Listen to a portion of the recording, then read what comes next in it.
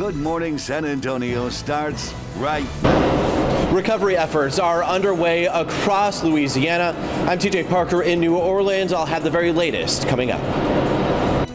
And taking a look outside with live cam, we're at 77 degrees. Yesterday, some people got rain, but a lot of people did not. I had another downpour yesterday afternoon. Good morning, everybody. It is Tuesday, last day of the month, August 31st. Thanks for joining us this morning. Yes, I know I didn't see anything, but I was on the phone with my friend and he's like, it's pouring out here. Yeah, yesterday afternoon got very active. Has the pattern come to an end with the month, Mike, or do we continue? Pretty much going to be the same thing, where just a few folks are going to get some showers, a couple of thunderstorms, heavy downpours here and there. I got caught in one on the north side yesterday, and you know, it was like the water's just a couple inches deep going across the parking lot, but most folks won't, and it's going to be very hot. It was interesting driving north on 281 yesterday, watching planes come in and take off from the airport, and they were just like, whoa, Nelly, I'm going to avoid that big storm out there. So yeah, there were some real big clouds. You could see them off in the distance if you weren't getting that rain. Right now, it is pretty tranquil out there, looking out to the north and northwest past the airport, and the humidity is actually not too bad when you step outside. We're at 78 right now, 80 Stinson, Canyon Lake, 78 down the road, Pleasanton, and these numbers are actually down about, say 2, maybe 3 degrees compared to yesterday. It doesn't seem like a lot, but yeah, you step outside and you can actually take a nice breath of fresh air when you step out the front door this morning. Mold is on the moderate side. Ragweed, pigweed are both low, and this morning temperatures will maybe drop down a few more degrees. Partly cloudy skies, 75 degrees, and then 95 for a high temperature today. So we will be at or a little bit above normal unless you get some of those showers. Temperatures dropped about, good 10, almost 13 degrees when those outflow boundaries, those gust front move through the airport, and a couple of those showers and thunderstorms. Expect more of the same as we start off the month of September. Labor Day weekend forecast is coming up. Steph, Mark. Thank you, Mike. This morning, San Antonio police have released the names of 2 teens arrested after a carjacking and say they may be linked to multiple robberies in the city. San Antonio police say 8-year-old Sebastian Guerra and 19-year-old Eric Gonzalez Rivera are under investigation. We're told a 63-year-old woman was leaving a home in the 3500 block of Marymount on the north side yesterday morning around 1. SAPD says several people approached her in the driveway, pulled out a weapon, told her to get out of her vehicle, and got away. The teen suspects were tracked down at a west side home. SWAT was called out and the teens were arrested. A former Bexar County deputy is under arrest. The Bexar County Sheriff's Office says 51-year-old Joel Chavez is accused of lying on his report. Investigators say the case is regarding a traffic stop in 2019 when Chavez claimed to see a controlled substance in plain view. The driver had camera footage from inside his vehicle that contradicted Chavez's report. Investigators say an illegal search of that vehicle was conducted. Chavez is now charged with official oppression. Turning now to the pandemic, more than 1,100 COVID-19 cases continue to pop up daily, according to the 7-day average in Bexar County. 11 new COVID-related deaths are also included in the latest report. In our hospitals this morning, 1,298 COVID patients are being treated in Bexar County. We're now seeing a gradual decline in patients. Back on August 23rd, there were just over 1,400 patients listed in area hospitals. Well, this morning, rescuers trying to find people trapped in the floodwaters following Hurricane Ida. There's also a massive effort to restore power to New Orleans and southeastern Louisiana. Meanwhile, in southern Mississippi, 2 people were killed and 10 others injured last night after part of a highway was washed away. ABC's TJ Parker has the latest. This morning, an urgent search and rescue mission underway along Louisiana's Gulf Coast, where Hurricane Ida obliterated entire communities. This is one of the worst natural disasters I've ever seen in St. John. In one parish outside New Orleans, officials say nearly 800 people have been rescued so far. We've been in our emergency operations center. I slept here. I will continue to sleep here, and my home's flooded. I lost my car. So we're here to do the people's work. This new video from above Grand Isle showing homes destroyed and buildings without roofs. Rescuers are struggling to reach the barrier island, where authorities say 40 people chose to ride out the storm. Overnight, officials revealing they believe all of those people did survive. And new drone video over the town of La Place showing neighborhoods surrounded by water. The rain just kept coming. It wouldn't stop coming. The rain wouldn't stop. More than 5,000 members of the Louisiana National Guard are helping in the rescue effort, using 95 high-water vehicles, 79 boats, and 34 helicopters. Also helping in the mission, locals like Vincent Ocello in Lafitte. He is responding to people on Facebook who are asking for help, then reaching them by boat after getting their address. Ida was officially the second strongest hurricane to hit Louisiana, with wind gusts up to 172 miles per hour. Later today, Homeland Security Secretary Alejandro Mayorkas will visit Louisiana to tour the damage with Louisiana's governor. TJ Parker, ABC News, New Orleans. The United States has officially completed its withdrawal from Afghanistan, ending America's longest war ever. The final U.S. withdrawal came 1 minute before today's deadline set by President Biden. The exit has been under the persistent threat of terrorist attacks that claim the lives of 13 American service members and more than 200 Afghans. The Pentagon says more than 123,000 people escaped Afghanistan, about 5,500 of them American citizens. But the State Department says about 100 to 200 Americans who were trying to leave are still in the country. A law in Texas banning abortions after 6 weeks gestation is set to go into effect tomorrow unless the Supreme Court weighs in. The law bans abortions just after a fetal heartbeat is detected. It is among the strictest in the nation. On Monday, lawyers for abortion clinics in the state asked U.S. Supreme Court justices to block the law. The filing stated that if the law were allowed to go into effect, it would, quote, immediately and catastrophically reduce abortion access in Texas, end quote, and ultimately force many abortion clinics to close. For now, Planned Parenthood clinics in Texas have stopped scheduling abortions beyond 6 weeks from conception. The law also allows private citizens to bring civil suits against anyone who assists a pregnant person seeking an abortion in violation of the law. In California, a ferocious wildfire approaching Lake Tahoe just hours after roads were clogged with fleeing cars when the entire resort city of South Lake Tahoe was ordered to evacuate. Communities just across the state line in Nevada are being warned to get ready to leave. The huge Caldor fire has grown to more than 292 square miles or more than 186,000 acres. Flames are crossing state highways and burning mountain cabins as it burns its way down the slopes into the Tahoe Basin. Forecasters are warning of critical fire weather through at least tomorrow. And time now is 4:37 and it's about 77 degrees out there. Still ahead on the morning show, from laptops to headphones, how to get the best price on popular electronics right now.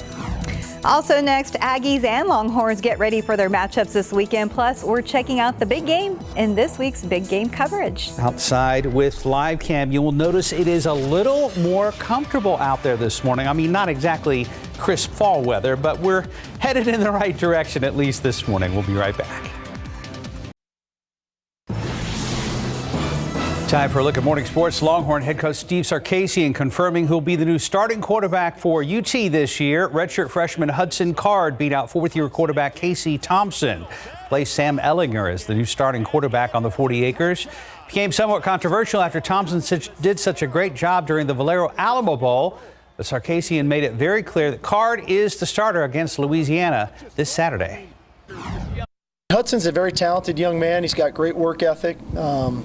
He really tries to operate in the way we want to operate in. And just as I told Hudson and Casey, it's really not a knock on Casey. Both guys really started to perform very well after that first scrimmage. And, it was a tough call, but I think in general, you try to make the best decision for the program at that time.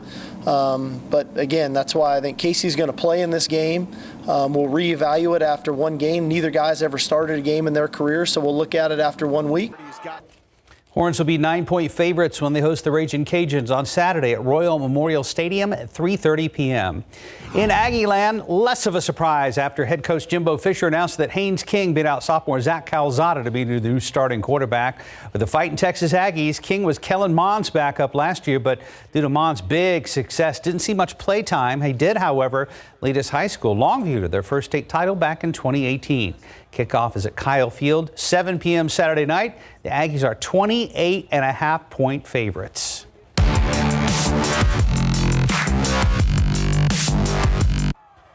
The big game in our big game coverage this Friday night will feature number 3 Steel against number 4 Reagan at Lenovo Stadium. That's after the Steel Knights manhandled Pflugerville-Hendrickson in their season opener 35-14 at Lenovo last Friday night. Meanwhile, the Reagan Rattlers dropped from number 2 in 12's top 12 to number 4. That's after losing their season opener to the number 1 ranked Brennan Bears 35-14. Now they collide before opening district play next week for Reagan. Kickoff for Lenovo Stadium Friday night is set for 7 p.m. And that's a look at morning sports. And time now is 4:43 and about 77 degrees right now. Still ahead, a look at how to get the best deal on a new laptop, tablet, and other popular electronics. About 116 days until Christmas. You may want to start shopping now. Why major toy companies are warning of toy shortages. And welcome back. It's about 4:45. Major toy companies are warning there will likely be toy shortages this holiday season. ABC's Becky Worley has the details in today's GMA First Look. In this morning's GMA First Look, shopping alert. Why toy companies are already warning of holiday shortages. I have never seen something like this. The CEO of MGA Entertainment, the 4th largest toy company in the world, even warning of shortages. You cannot extend the calendar. If you want to buy toys for your kids for Hanukkah, for Christmas, go to stores as soon as possible. And what about the big back-to-school purchases many need to make now? The National Retail Federation saying families with students K through 12 will spend $848 on school items this year. For college-age kids, the number jumps to more than $1,200. If you're looking to stock up for the whole year, the deals are out there. Coming up at 7 a.m., we'll tell you the best Labor Day sales and trends to look out for to get a jump on the holidays and back to school. Plus, keep your wallet happy. With your GMA First Look, I'm Becky Worley, ABC News, Oakland, California. Your laptop, tablet, headphones, or other electronics may have gotten quite the workout over the past year and a half. And if it's time for something new, 12 on your side's Marilyn Moritz has your tech tips from the experts. If your laptop and other tech tools did some heavy lifting last year, it may be time for an upgrade. Whether it's getting a new laptop or router with the latest Wi-Fi standard, simply put, new tech helps you get things done faster. Consumer Reports testers found this 15-inch Lenovo Ideapad 5 has better battery and performance speeds than a lot of other laptops. But if you or the kids don't need all that, Chromebook is always a good option. They're great for email, spreadsheets, or doing research online. CR says this HP Chromebook has impressive processing speeds and a battery that will last through the day. When you're shopping for tech, if you don't need the latest and greatest, buying a slightly older model is a great way to save cash. Like this iPad from last year, or this Samsung Galaxy S6 from 2019. CR's tests found both are fast and have a quality display. But finding the exact laptop or tablet you want may be more complicated this year because of the global computer chip shortage. So you may have to be flexible or consider certified pre-owned models from a reputable seller. Finally, if your headphones have seen better days, CR recommends this truly wireless pair from Anker Soundcore. And if you need help blocking out distractions, these monoprice headphones. And to save money, don't forget to ask about student discounts and ask the seller if they will match a competitor's price. Marilyn Moritz, KSAT 12 News. Well, right now it's about 77 degrees out at the airport, but it feels a little bit better than that outside. I agree. I didn't, it wasn't too much of a shock when I opened the door this morning, Mike. Yeah, it wasn't that just kind of blast of humidity in your face when you open up the door this morning. So that was nice. Now, we do have plenty of humidity in the air, a lot of moisture. And when you get those thunderstorms, it gets squeezed out. And this is what you get. This is up in right around Leon Springs, beg your pardon. About almost 2.5 inches of rain. And it was just pockets. A lot of folks did not get a drop of rain. You saw those big storms. Off to the northwest yesterday, early afternoon, the sky, one area it was fairly light, and then you just went like that, and it was just dark gray out there. And yeah, some fairly hefty downpours. Right now, it is pretty tranquil. Excuse me. And we will see about the same situation later on today. Not much going on, and then those showers and storms are going to be popping up. Nothing is showing up on radar as of right now, obviously. And as expected, the majority of rain was up to the north and to the northwest.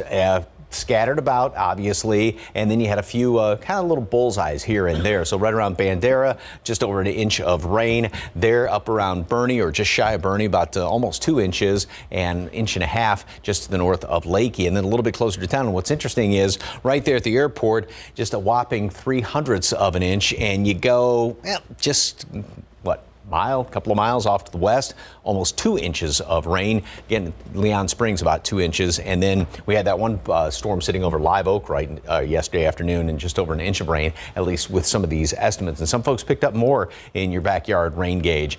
And like I said, same situation today as we get into the early afternoon hours. A couple of these showers going to be popping up here and there, very few and far between. 20% chance for a shower or thunderstorm. But again, if you get one of them, you're going to get a fairly hefty downpour, some pretty good lawn watering out there. But don't get disappointed if you don't get rain. It's going to be the same situation tomorrow as well, where there will be just a few scattered showers and even a couple of thunderstorms around the area. All right, we've got our low clouds hanging around here, a few of them this morning, and then those are going to be sort of clearing on out, and then more clouds develop later on in the afternoon. There was some of the moisture from Nora left over a storm out there in the Pacific Ocean, and that came on shore. And then there's the leftovers of Ida, and this is a huge rain producer all throughout the mid-Mississippi, mid-South, and Tennessee valleys, going up into the Ohio Valley, and that's going to continue in a northeastwardly trek up in toward New York. They're going to be getting dumped with a whole bunch of rain, Washington, and then further up into New England. So if you have any travel plans over the next couple of days, make sure you take some rain gear up to the northeast. 89 degrees at noon today. You know, 1 or 2 storms are going to try and pop up already by noon here and there, and 95 scattered storms. Most of us won't see rain today. It's just going to be hot and humid. Heat index, of course, is going to be well up into the low hundreds. Pretty much the same thing over the next few days. We are going to be up into the mid, leaning toward the upper 90s, and even though there's those rain graphics on there, again, those are going to be few and far between. And for the long Labor Day weekend, unofficial end of summer, it's going out in style. It's going to be very summery and then some, upper 90s. Lots of sunshine this weekend. It's going to make you say goodbye to summer, or try to at least. But again, I mean, it's not like it's been oppressively hot this summer at all. So 98's the hottest we've hit officially. Not too bad. Thanks, Mike. 452, about 77 degrees. And coming up next, why there is some controversy surrounding Kanye West's new album, plus Jungle Cruise is getting a sequel. Here are your lottery numbers this morning. Pick 3, 371, Fireball 7. Your daily 4 numbers 1736, Fireball 3. Cash 5, 8, 19, 24, 27, 29. And Texas two-step, we have 4, 9, 13, 33. Bonus ball, 19. Good luck.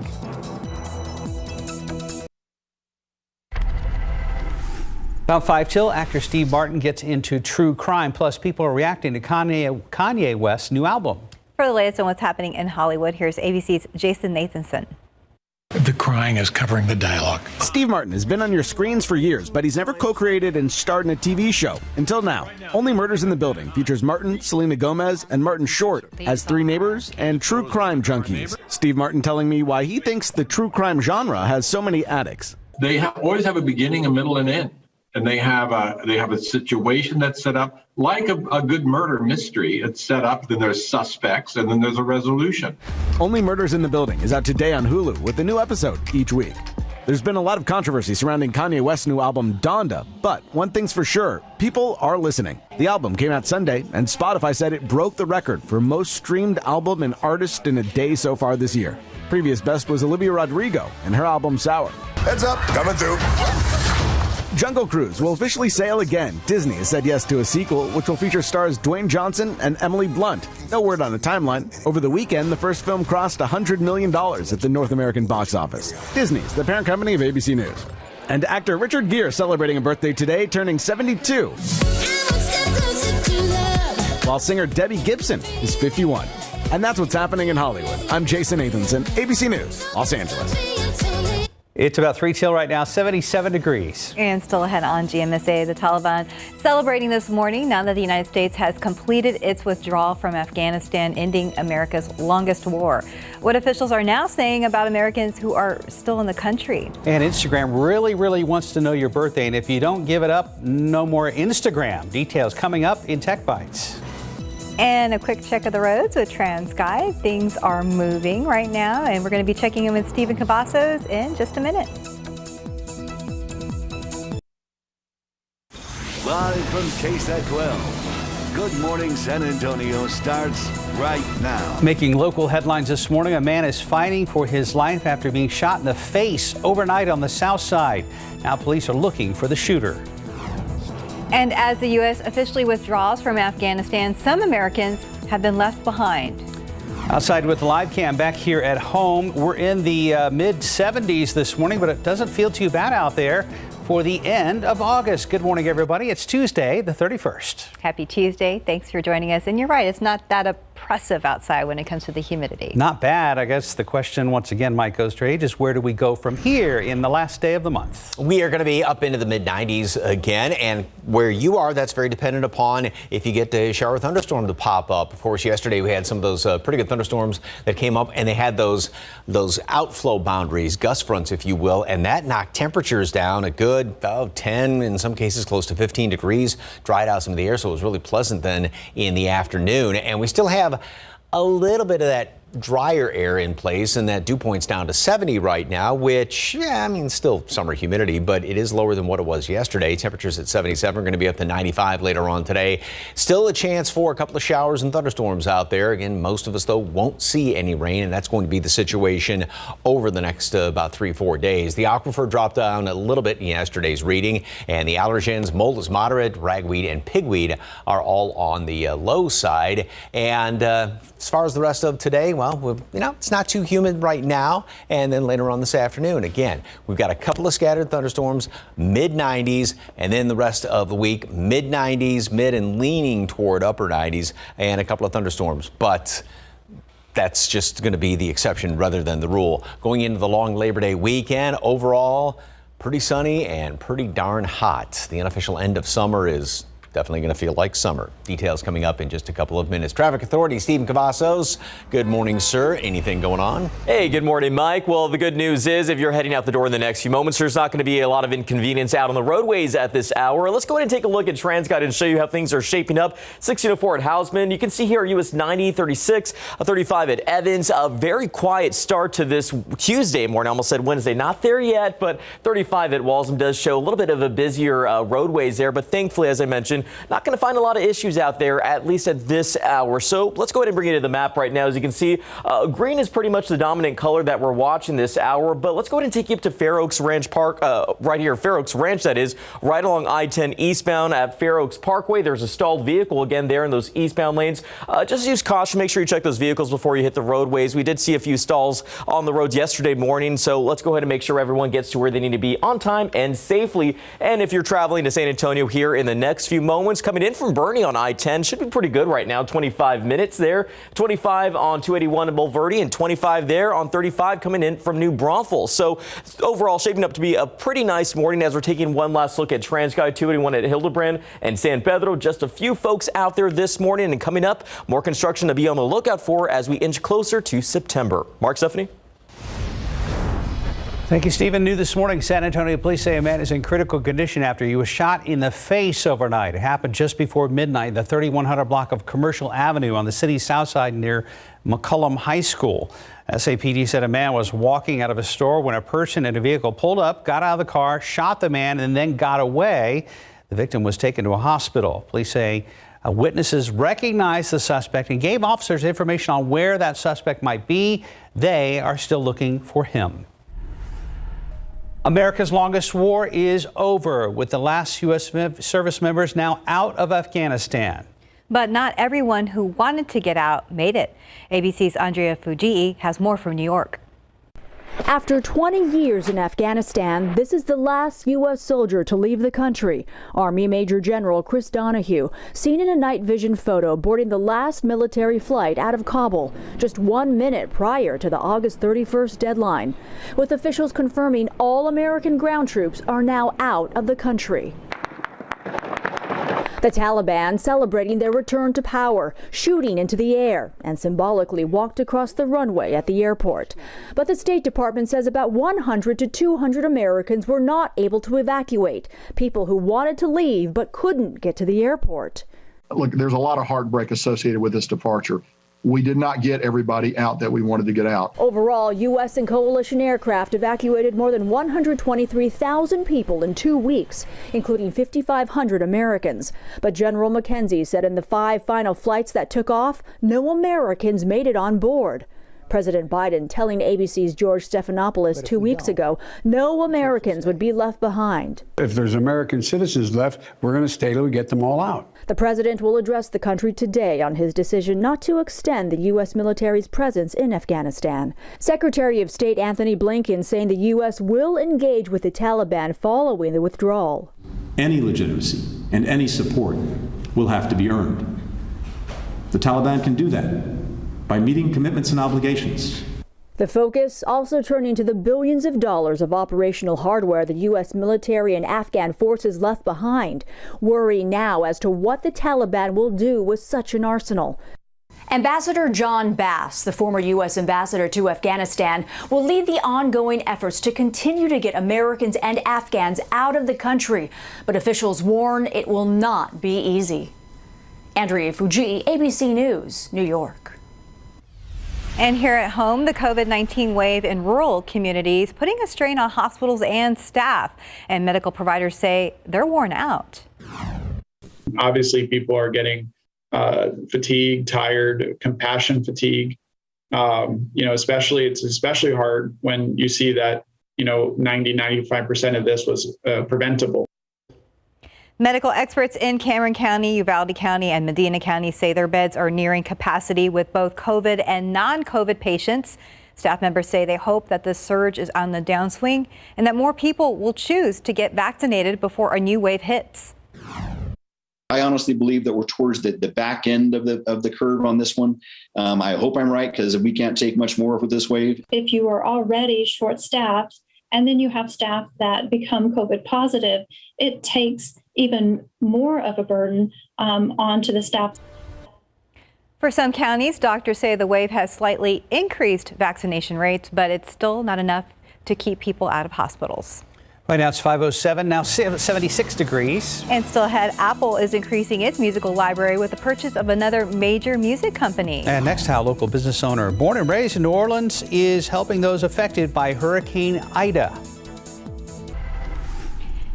And taking a look outside with live cam, we're starting at 76 degrees. Yesterday, some people saw rain and some people might see rain today, but the chances are getting slimmer.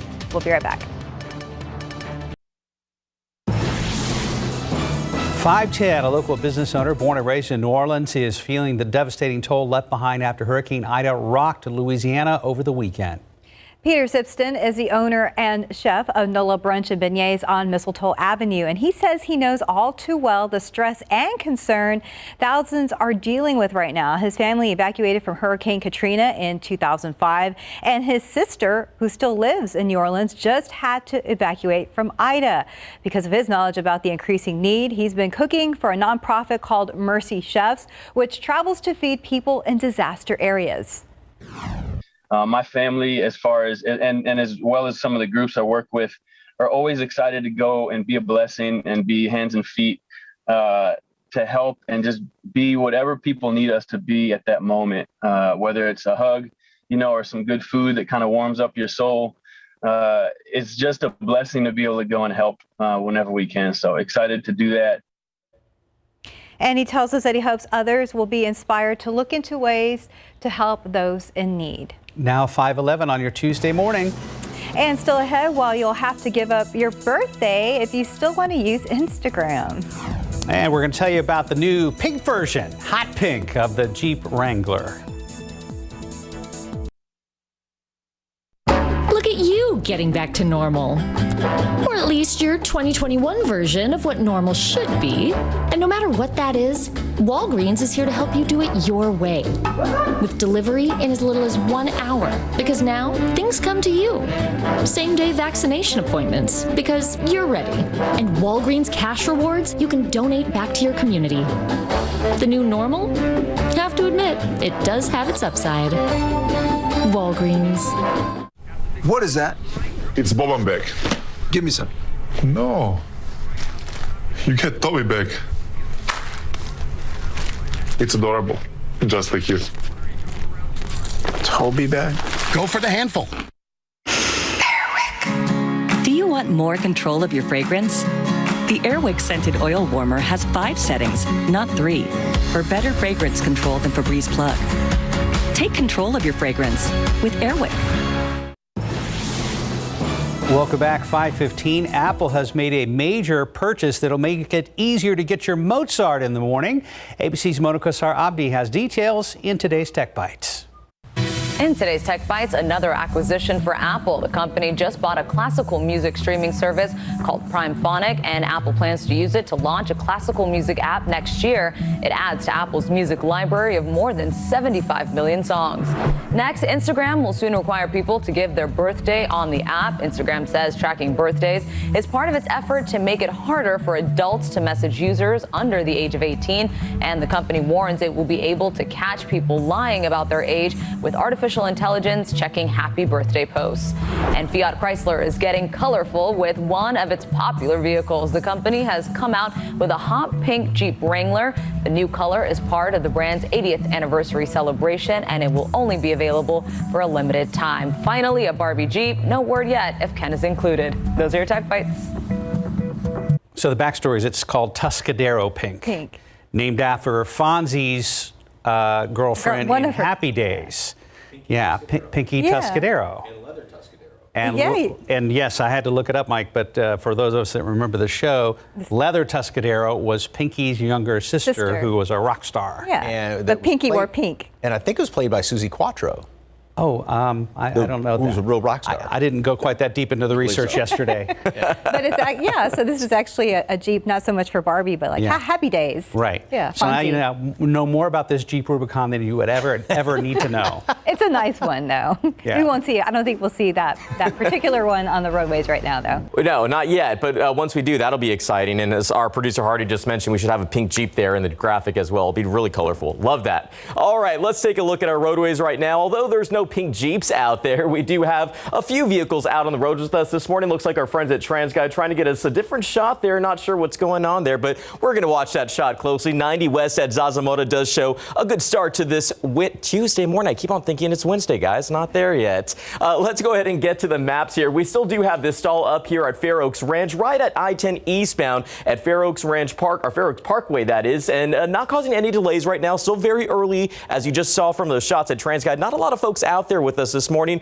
but as we are inching closer to September, some construction to be on the lookout for. This is going to be some lane closures happening out here at Loop 1604 eastbound and westbound. There will be alternating main lane closures due to portable concrete traffic barriers that are going to be placed in that area. Now, this will limit Bandera Road to I-10 eastbound and westbound. However, one lane is expected to stay open. It's not happening as of yet, but mark your calendars. September 12th up to September 25th. TxDOT reports that's 9 in the evening to 5 in the afternoon. So some long construction there to expect. Right now, construction that is ongoing is this signage installation that we told you about yesterday, which would lead to alternating northbound main lane closures off Loop 1604 to Stone Oak Parkway and TPC Parkway. That's going to be going on, or has been going on since yesterday, August 30th, but should be wrapping up by September 3rd. That's going to be this Friday, 9 in the evening to 5 in the morning. So something for you overnight or early morning commuters to be on the lookout for. But looks a little bit busier from this shot at TransGuide 35 at Main, and I'm going to keep my close eye on the roads for those pink Jeeps coming up whenever they're going to be available. Stephen, it can be Wednesday if you want. The question is, what do we do tomorrow morning? We jump to Thursday. Oh, we do? Oh, okay. Then we'll, right? We're editing the whole week. Sounds I have a great. feeling somebody's going to be calling in sick on Friday. Hey. A week there early. So, hey, back to Happy Days. First season of Happy Days. 2 trivia questions. What was the theme song that they played for the first season of it? And do you remember Richie's older brother? What was his name? First season of Happy Days. Wow. Richie had an older brother? I thought he just had a sister. First season. Yeah. I watched the Brady Bunch. Different. Anybody remember? Chuck was the older brother. Played basketball. And the song? They played Rock Around the Clock. Not the Happy Days song. Sunday, Monday. That's right. And Fonzie wore that tan windbreaker. Not wasn't the a leather jacket. It was tan? I gotta look this up. Somebody's going to dust off their Trivial Pursuit later this morning. All right, yesterday, if you were driving along, look at that. Lots of sunshine in the foreground and then those ominous clouds. And we had some big thunderstorms in and around the area. Most everybody didn't see rain, but if you did, you got heavy downpours. That can be expected again today. They're going to be few and far between. Fairly tranquil out there at the airport as of right now. 77 degrees, so we're still about 4 above normal right now. 80 Stinson, Canyon Lake, 69 in Comfort.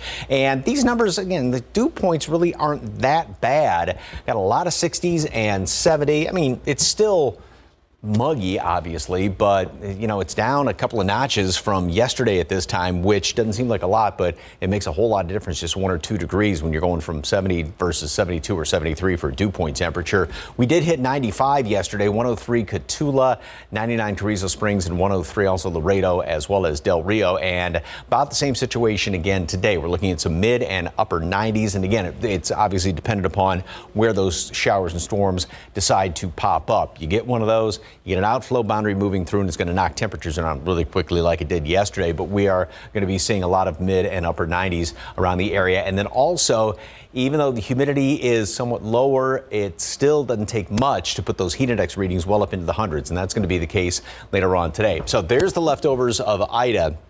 That's working its way through the Mid-South, Tennessee Valley, up into New England. And then Kate formed out here in the middle of the Atlantic Ocean, and that's just going to be staying out there in the middle of the Atlantic, so no concern there. There may be, and this is going about 5-6 days into the future, hurricane centers just kind of keeping an eye on perhaps a disturbance down there in the Caribbean, which there's nothing forming up right now, but it's just kind of like, may get a little bit squirrely down there in about a week or so. Now, as far as the upper level winds, first of all, here's leftovers of Ida, and high pressure is going to start to move back in here, keeping us on the hot side. We'll still see 1 or 2 stray showers or a thunderstorm, but they're going to be few and far between. But as this thing moves in on top of us, that again is going to continue to heat things up. So again, we're leaning toward mid and upper 90s.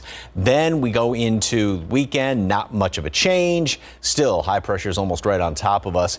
By next week, it's going to sort of work its way off to the west, and we're going to get more of a, well, there's going to be a lot of early fall fronts moving through the northern tier of the United States. And not that anything's going to be moving through here, but this is more of a fallish pattern trying to set up by the about the mid to latter part of next week. Again, not like a front's going to move through here, but it is nice to see those early indications of fall. 89 degrees at noon. A couple of thunderstorms are going to try and develop already by noon. Very few and far between, but just 1 or 2 of those scattered storms around there. 95, a lot of mid and upper 90s, and that's the case throughout the rest of the week. That shortened work week for Stephen, because today is already, I think, the second Thursday of the week. 96s, and then we're going to be looking at a very hot and sunny weekend around here for Labor Day on Monday. Oh, yeah, so that would mean Stephen's already in September, too. Yeah. Yes. Weird.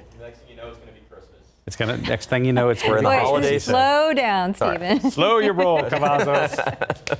Oh, that's awesome. Right now it's 5:23, about 76 degrees. And coming up next in your morning spotlight, Jungle Cruise is already set to get a sequel plus a 4th Expendables. That film is also in the works.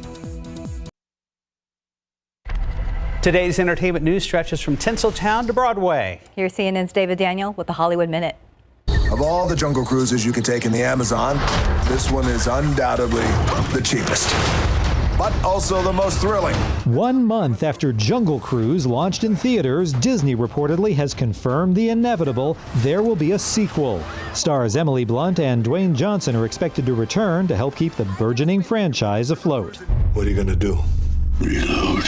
2014's The Expendables 3 was billed as one last ride, but it seems there's more life in that franchise. Jason Statham and Sylvester Stallone reportedly are returning for a 4th film in the action series about, well, let's call them veteran mercenaries. Production is set to begin this fall. This is Broadway, the beginning of something truly spectacular.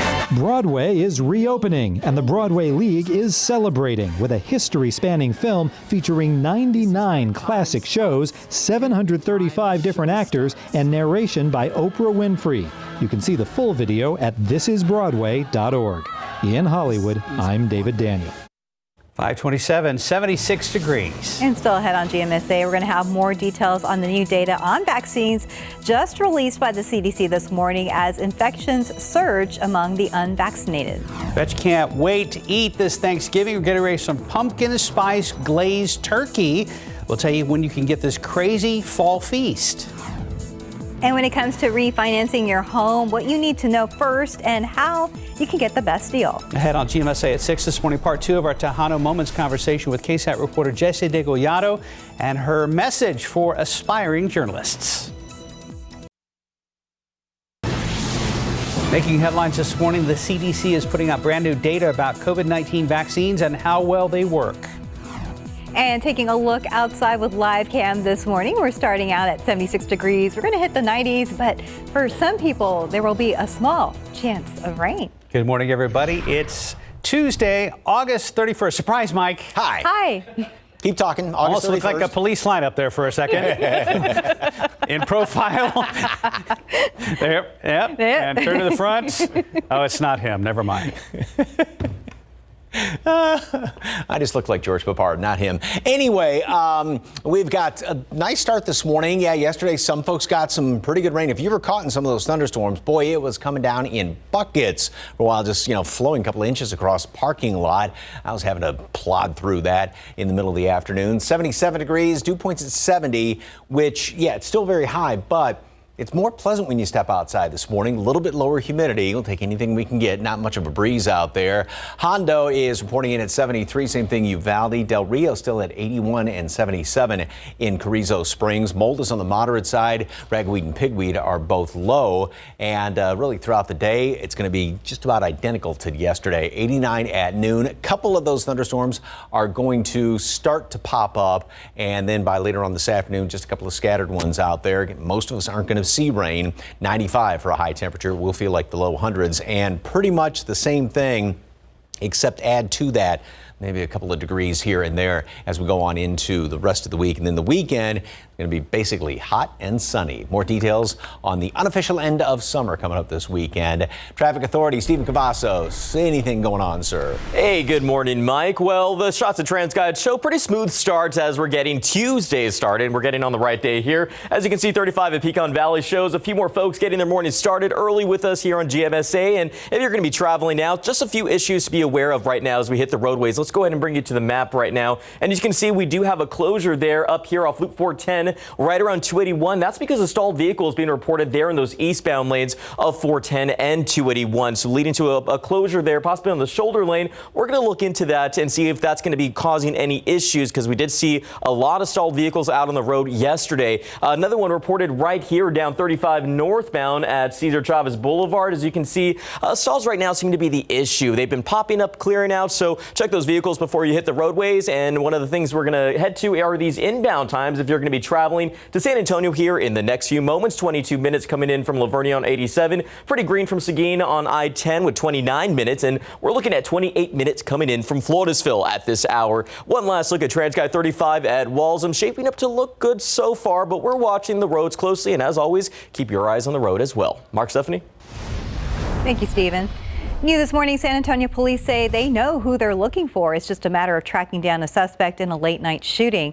It happened outside a convenience store on the city's south side in the 3100 block of Commercial Avenue. Katrina Weber is there with a live report. And Katrina, you say it sounds like the victim was ambushed. Well, that's what it sounds like based on what police told us, that the victim was walking out of the store late last night when someone walked up and shot him in the face. Well, that man, who's in his 40s, was in critical condition when police found him after 11:30 last night. He was rushed to a hospital by ambulance.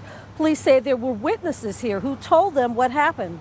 They say someone in a white Volkswagen Jetta jumped out of the passenger seat as soon as the victim walked out of the store, walked up to him and shot him. The car then took off. The police say those witnesses did recognize the shooter and were able to give them a name and tell them where they might find him. Reporting live on the south side, Katrina Weber, KSAT 12 News. Thank you, Katrina. This morning, new data shows that just about every person in the U.S. is living in an area with high COVID-19 transmissions. Experts say the way out of this pandemic is vaccination. And as CNN's Brett Conway reports, the CDC says it has new data to prove it. Delta, up close. It's causing collapse of the lung. It's causing air to escape and surround the heart. And it's spreading. New COVID-19 cases are surging to levels we haven't seen since January, averaging more than 155,000 a day. And between August 23rd and 29th, about 37% of the country's ICU patients had COVID, a number that's been steadily rising each week since late June. The vast majority who end up dying are unvaccinated. Even though Pfizer's vaccine now has full FDA approval for people 16 and up. And Monday, it got the CDC's recommendation. A CDC doctor who briefed its vaccine advisory board says unpublished CDC data through July shows vaccine effectiveness against hospitalization remains at 94% or higher in adults 18 to 74. More than 80% for people 75 and older, and more than 50% among long-term care facility residents, the first to get vaccinated. Now, experts are discussing third doses and boosters, but about 80 million Americans who are eligible still haven't gotten that first dose. It's even harder when it's your friends. I have a patient now that's the father of one of my son's classmates. And he's not expected to make it. He was not vaccinated. I'm Britt Conway reporting. Hate crimes are surging here in America. The FBI says the country has reached its highest level in 12 years. The FBI annual hate crime statistics report found that more than 10,000 people reported being the victim of a hate crime last year. More than 7,700 criminal hate crimes were reported. That's an increase of about 450 over 2019. It's also the highest tally of reported hate crime incidents since 2008. However, the FBI data could be incomplete as the federal government does not collect hate crime stats from local prosecutors or courts. In some jurisdictions, they decide what is designated as a hate crime.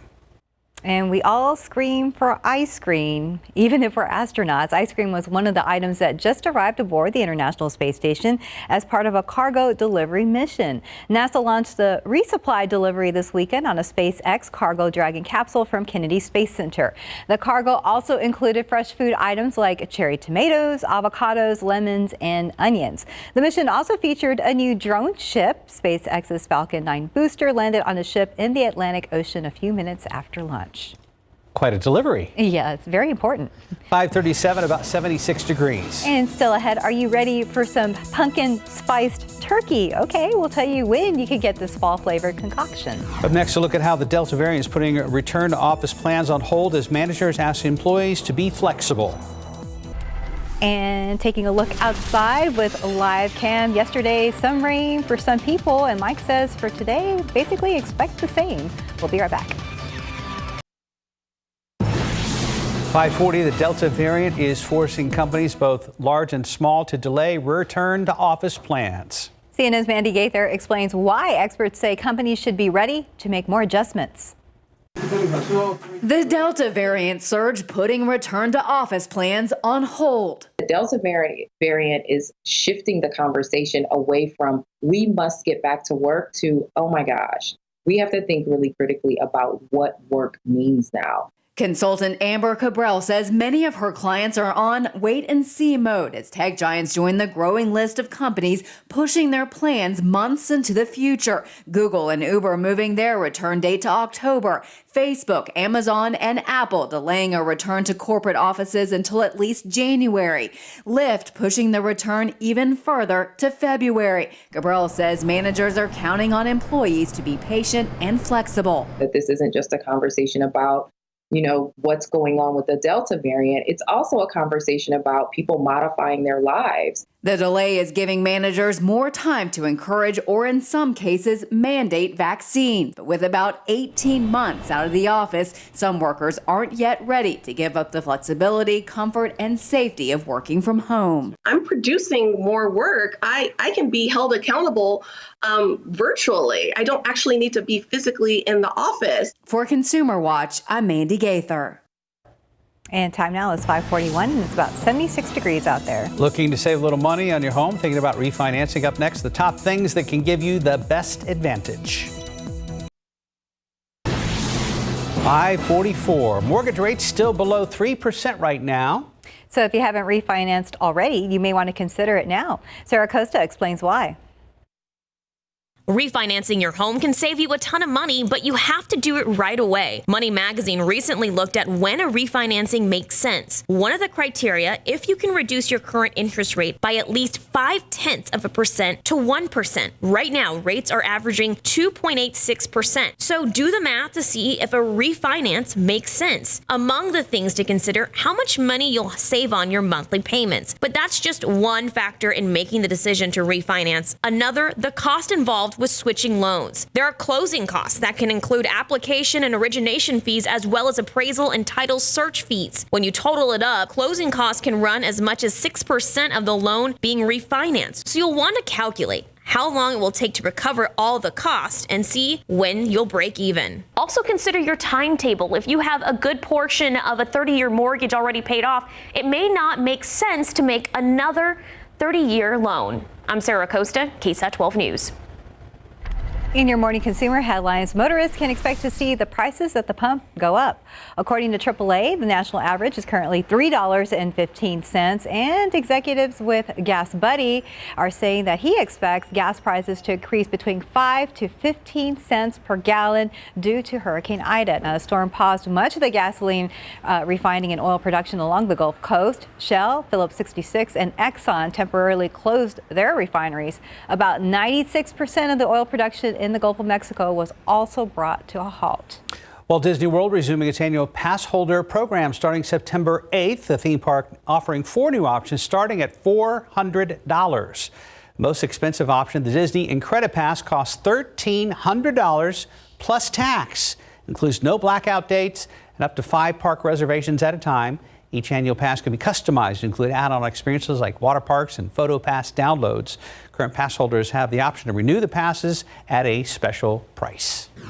And when most Americans hear turkey and pumpkins, they think of Thanksgiving. But now the Honey Baked Ham Company is combining the 2 flavors into one fall product. It's the new pumpkin spiced glazed turkey breast. It is a turkey breast covered in Honey Baked Ham signature glaze and a pumpkin spice blend. The food retailer describes the topping as sweet and crunchy. The turkey breast can be bought roasted or smoked, and it comes fully cooked, pre-sliced, and ready to serve. It will be available at most Honey Baked locations through October 31st, so before Thanksgiving. It's always been my argument that a turkey from Honey Baked Ham tastes exactly like a Honey Baked Ham. And that's not necessarily a bad thing. I was going to say that's not a bad thing. Yeah, but I mean, it's remarkably similar flavor. Well, you have options now. Yeah, would you try the PSL turkey? Yeah, I think so. Not PSL, PS. Oh, yeah, I was thinking about pumpkin spice latte as well. Yes. Yeah, PS. 5:47. Let's check on Steven. Good morning. You know, I read I guess it was a recipe where they put hot Cheetos on a turkey. Someone did. Yeah. I mean, they did it. It was a very red turkey. Probably spicy. A spicy turkey. And we can't knock it till we try it, right? That's true. Right. Yeah. You know. So happy Thanksgiving, Steven. You're cooking. Oh, okay. Well, here we go. I'll whip up the oven. Let's go ahead and get it started. Something that's taking a little. We're seeing this stall here off 35 at Judson. Let's go ahead and bring you to TransGuide, where we do see. It looks like we have some sort of semi out there that's having some trouble, and right on the shoulder lane of 35. I'm going to step out of the shot there. It does look like we do have some folks out there working to assist the driver and getting this semi out of the way. Let's go ahead and take you to the map right now, though. This is off 35 northbound at Judson Road. Not causing any delays right now, but we've been seeing these stalls throughout the morning now. It's not even 6 a.m. Let's go ahead and take you to another one. Still reported here off I-35 northbound at Cesar Chavez. And then we have that other one still reported up here at Fair Oaks Ranch Parkway, that is off I-10 eastbound. So check those vehicles before you hit the roadways right now, because again, stalls seem to be the trending issue that we're spotting for this Tuesday morning. But overall, the morning has not had any serious issues out on the roadway, so there shouldn't be any problems if you're going to be heading out the door in the next few moments. So that's some good news there. But just again, make sure you check those vehicles before hitting the roadways. We're going to be watching this guy pretty closely off 35 at Judson, see how that could impact that morning drive. But either way, take it slow and move over and slow down when you see those flashing lights, guys. Thank you, Stephen. Good advice. And that's interesting. Ham. Oh, you're still on the Honey Baked Ham. I was looking at behind you. I mean, that's just one of those flavors that's just, yeah. You know, nothing else. A honey baked ham. Right. And I got a Honey Baked Ham last, I think, Thanksgiving, maybe Christmas. And and turkey? The price had gone up, but I didn't care. I didn't care. It's I was very I was good. all in. And what's always interesting is seeing the line wrapped around the block, down the street, and into the next county in front of a honey baked ham. They're very busy over the holidays. All right, enough of food, except I'm hungry now. I know, sorry. Me too. And doing that on a biscuit? A slab of honey baked ham? With a little cheddar, maybe? Yeah. Oh, wow. Ooh. Now we're really hungry, Mike. Thanks. Heavens to Betsy. Okay, anyway, no reflection off the water, no windmill, but just a beautiful picture. Thank you very much. That's a great looking shot there yesterday. And some folks had a gorgeous sunset. After it was interesting how the skies just cleared out so nicely after those big storms that moved on through in parts of the area yesterday. And right now it's pretty tranquil out there, looking off to the east right now, and nothing is showing up on radar. That's just a lot of clutter around the site. But yesterday, as expected, the majority of the rain was north and northwest, and most of it was on the light side, obviously, but then there were those pockets where it was an inch, almost 2 inches of rain. And again, up there around Leon Springs, about 2 inches of rain. Live Oak, an inch or better. And you can see some of those huge thunderstorm clouds that were developing off in the distance. And yeah, yesterday driving up north on 281 and looking back off to the northwest at that mass of clouds, it was dark gray clouds, and boy, it was coming down in buckets there for a while. But then again, most folks didn't see a drop of rain yesterday, and that's going to be the case again today. We do have this flow sort of coming in here out of the northwest, and there's going to be some little disturbances once again, so that's going to give us that chance for, again, a couple of showers, a couple of thunderstorms around here, but not very widespread. And this is that computer model that usually kind of does the broad brush, and even it's fairly conservative as far as any rain chances. Maybe one or two of them around tomorrow, again on Thursday, and then same thing on Friday. Once we get into the weekend, I think rain chances are, for the most part, pretty much out of the picture if there was a stray shower or two. And with fewer clouds around here and the fact that it's not going to have anything as far as any rain really, things are definitely going to start to heat up going into Sunday, especially Saturday, Sunday, and Monday of next week. And that's, again, pretty much about it as far as rain chances then. Once we get past this week, the weekend, it's going to be on the dry side. Next week, maybe things will start to fire back up again. 89 degrees today at noon. A couple of showers, a couple of thunderstorms going to try and develop around the area. Again, most of us don't see rain today. The majority of us are going to be seeing some hot temperatures, though, 95, and it will feel like it's up into the hundreds. And we're going to be staying in the mid and upper 90s through the rest of the week. One or two showers, thunderstorm, kind of a cut and paste type forecast each and every day the rest of the week. And then going into the weekend, we are definitely going to be on the hot side of things, because temperatures now, the average normal high is today down to 94. So we're going to be a good 3-4 degrees at least above average by the weekend and going into Labor Day. But we shouldn't be mad about it because we've been below average for quite some time. Yeah, I mean, this month has been, or the latter half of the month has been a little bit different, where we've had some of those above normal temperatures, but it hasn't been just off the charts. Right. So keep it going, folks. We will. We hope. Thank you, Mike. 5:52, about 76 degrees. Let's go ahead and take a look at your winning lotto numbers. There's pick 3, 371, Fireball 7, Daily 4, 1736, Fireball 3. And your Cash 5 numbers, 8, 19, 24, 27, 29. Texas two-step, 4, 9, 13, 33 with a bonus ball of 19. We'll be back.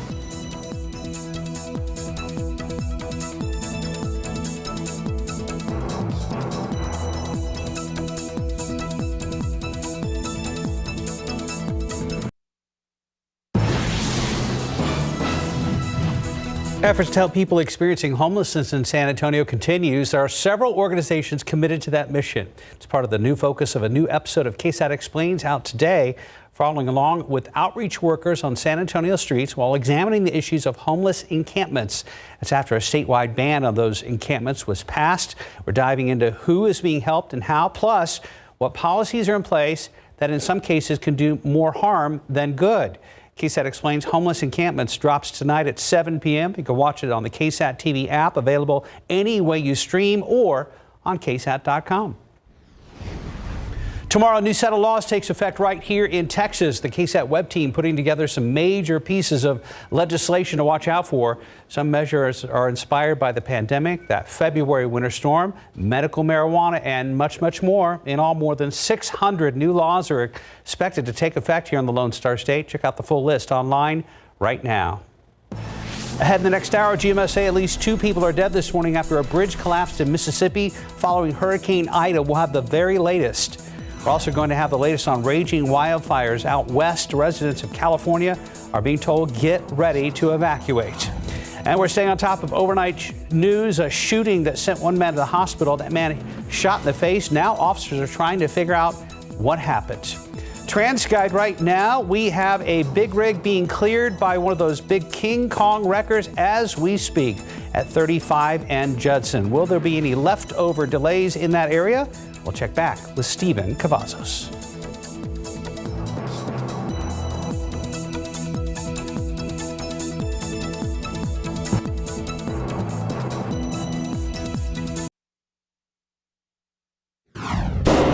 Recovery efforts are underway across Louisiana. I'm TJ Parker in New Orleans. I'll have the very latest coming up. A man is shot in the face overnight. Now he's in a San Antonio hospital fighting for his life. We'll tell you what happened. And taking a look outside with live cam this morning, we are at 76 degrees. Some people saw rain yesterday, but not everyone. We'll see what happens today. Live from KSAT 12. Good morning, San Antonio starts right now. Good morning. Ready to wrap up August? It is Tuesday, August 31st. Thanks for joining us. And yeah, September starts tomorrow and we'll be starting a little warm. Let's check in with Mike Oschage, talk more about those rain chances. Again, we had some downpours here or there yesterday afternoon into the evening and then poof, gone. Same thing today. Most of us won't see rain today, but if you do, could have pretty hefty downpours. I mean, there are some folks that picked up a couple of inches of rain or even more than that in some of their backyard rain gauges. And we have, well, actually not too pleasant not too humid, so it is more pleasant right now. And 76 degrees out there at the airport, New Braunfels 73, 74 Seguin, Pleasanton at 76. And we do have a moderate amount of mold.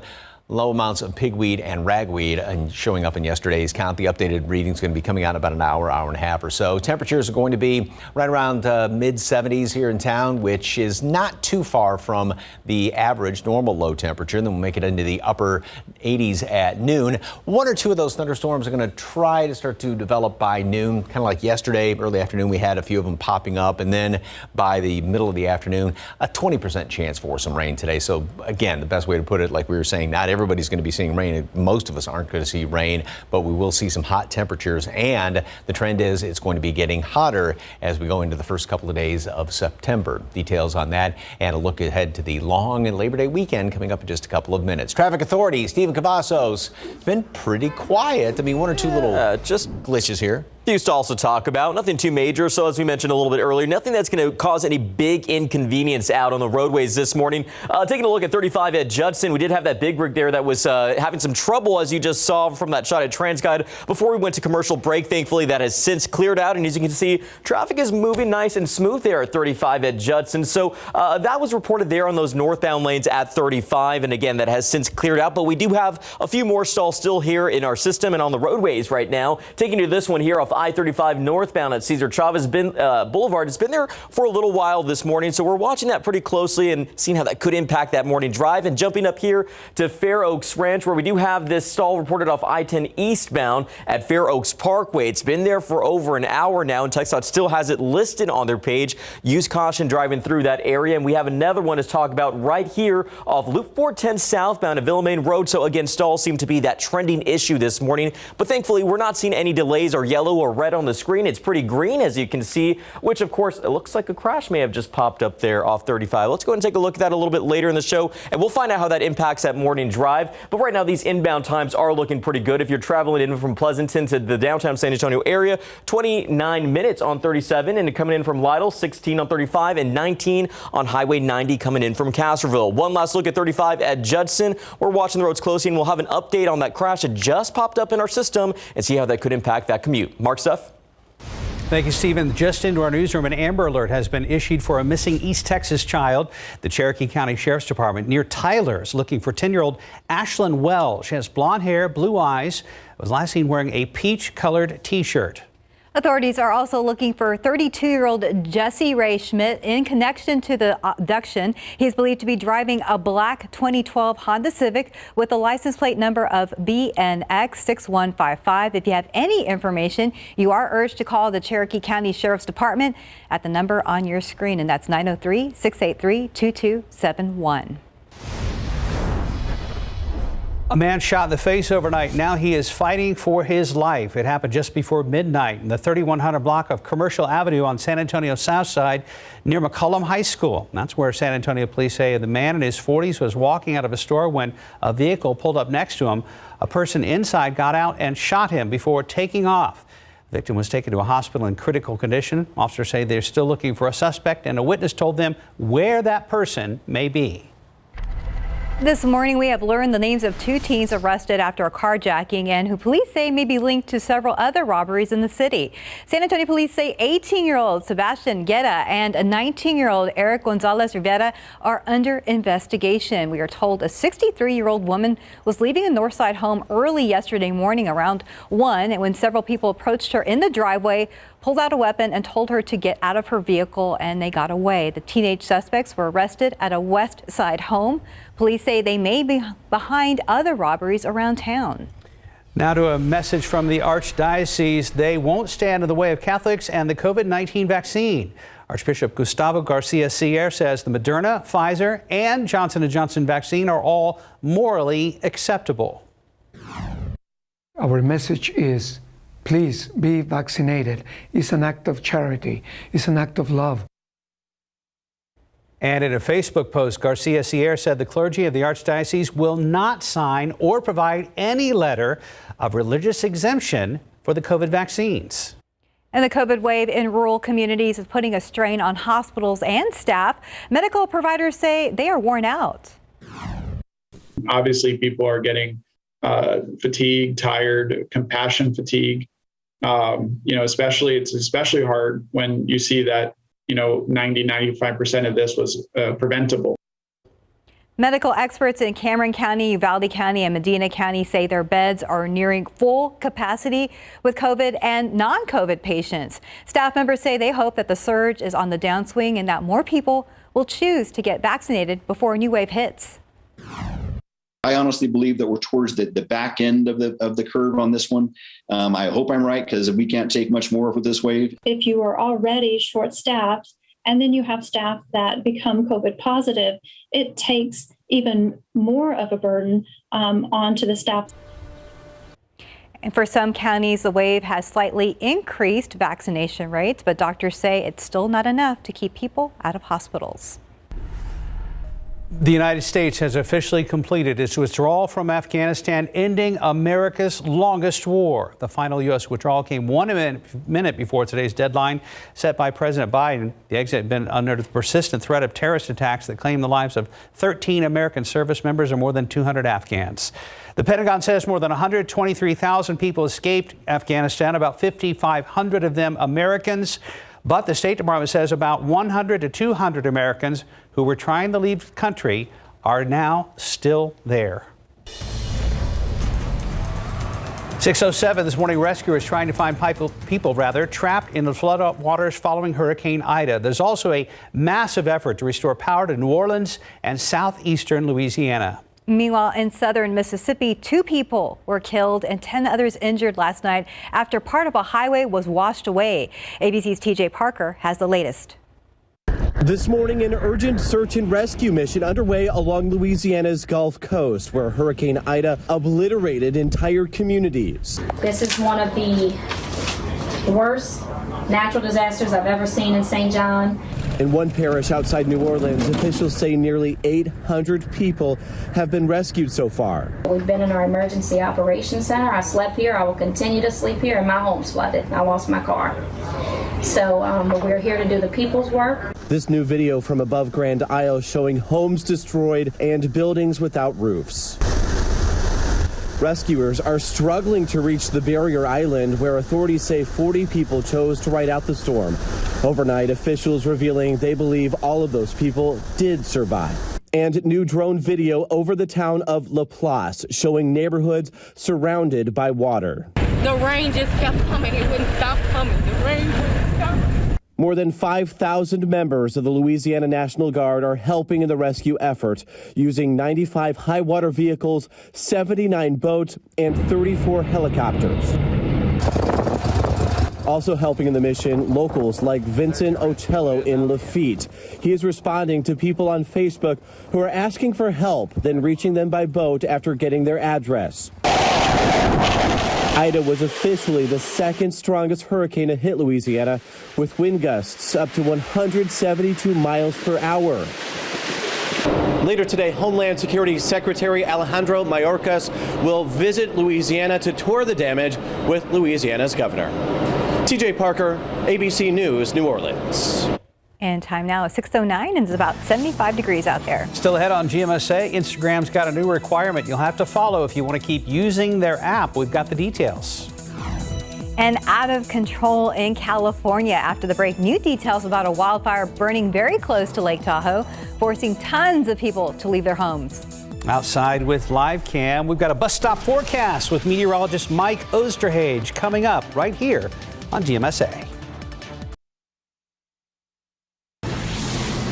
6:13 now to the fire emergency near Lake Tahoe, California. New evacuations have been ordered and all national forests in the state are being closed due to the fire danger. ABC's Megan Tevrizian has the latest.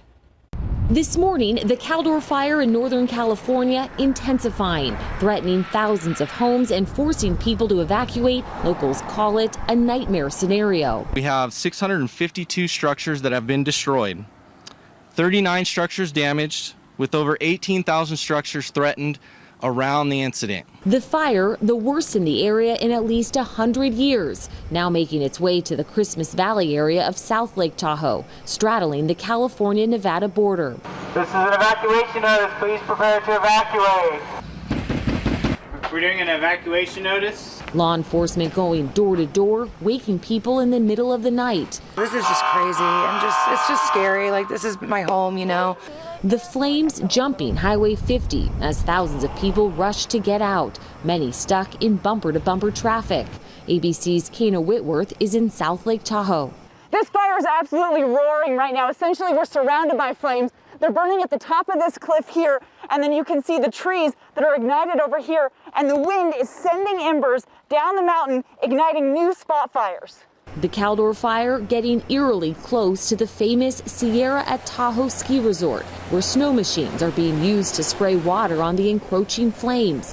More than 170,000 acres have burned so far. More than 3,600 firefighters are battling the blaze, and a red flag warning is in effect again through today. 17 fires are burning here in California due to the extreme drought and heavy winds. The governor has now expanded his emergency declaration. Megan Tevrizian, ABC News, San Diego.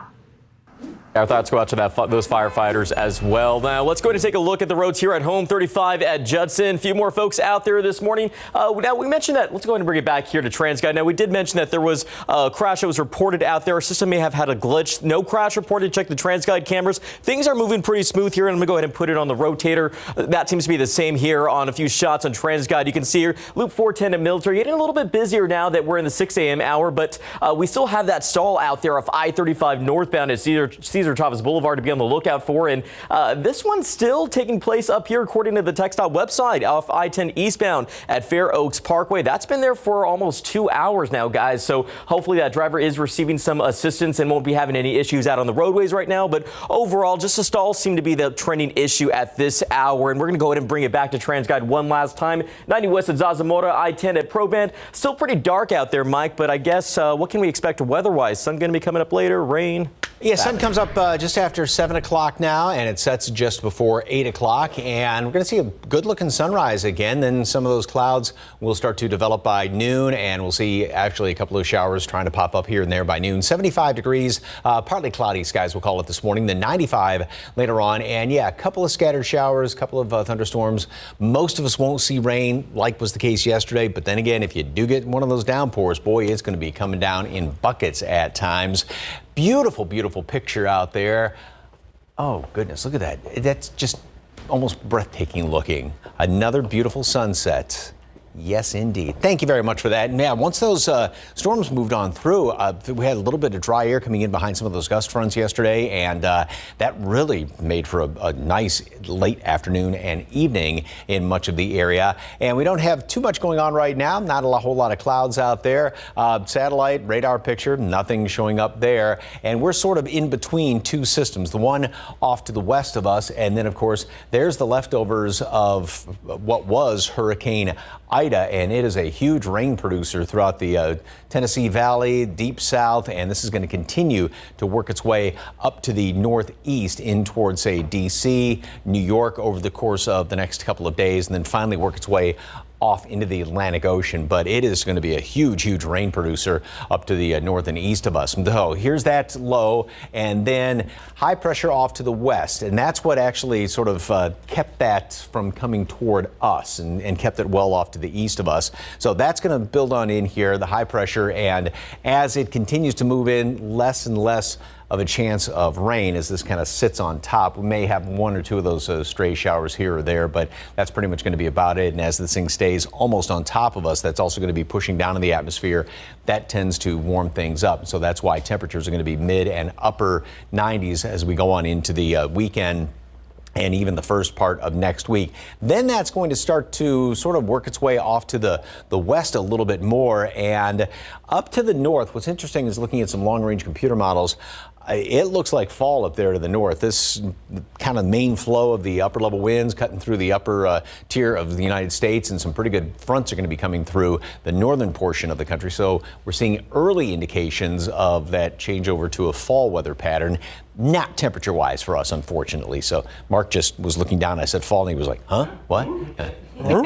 No fronts around here yet. 89 degrees. A couple of showers and thunderstorms are going to try and develop by noon, and one or two of them out there later on this afternoon. Again, most of us aren't going to see anything as far as rain today, but if you do, pretty good downpour. 95 high temperature. We stay in the mid and lean toward the upper 90s over the next few days. Again, few and far between as far as any rain. And then the weekend basically is going to be hot and sunny, the unofficial end of summer. Yeah, it's like a puppy with a treat. You had my attention. No fronts yet. Not yet. We'll wait. We know. Thank you, Mike. Right now, 6:19, about 75 degrees. And will Santa be able to bring all the gifts your kiddos want this year? Just ahead, why major toy companies are warning of a possible toy shortage this holiday season. That's next in your GMA First Look. Our big game coverage continues Friday night. We've got a good one in number 3 Steel against number 4 Reagan. Steel coming off a win while Reagan comes into this one after losing to number 1 Brennan. Kickoff set for 7 p.m. at Lenovo Stadium this Friday. Over to KSAT.com and search for big game coverage. We've got a preview of this game along with high school football scores and highlights from week number 1. We'll be back. Cookies and Briars. That's like getting 2 desserts. Wait, do we have to thank our moms twice? I don't know. Breyers, 100% grade A milk and cream and loaded with delicious cookie pieces. Better starts with Breyers. Hi, so you're the scientist here. Does my Aveeno Daily Moisturizer really make my dry skin healthier in one day? It's true, Jen. This prebiotic oat formula moisturizes to help prevent dry skin. Impressive. Aveeno, healthy. It's our nature. Try the body wash too. People today, they could spend half their lives over 50. That's a lot of living. So make sure the good things in life live as long as you do. This is just slow-mo karate? Just slow-mo karate. The younger you are, the more you need AARP. Join today. Want to meet the unicorn of cleaning? Mr. Clean Magic Erasers.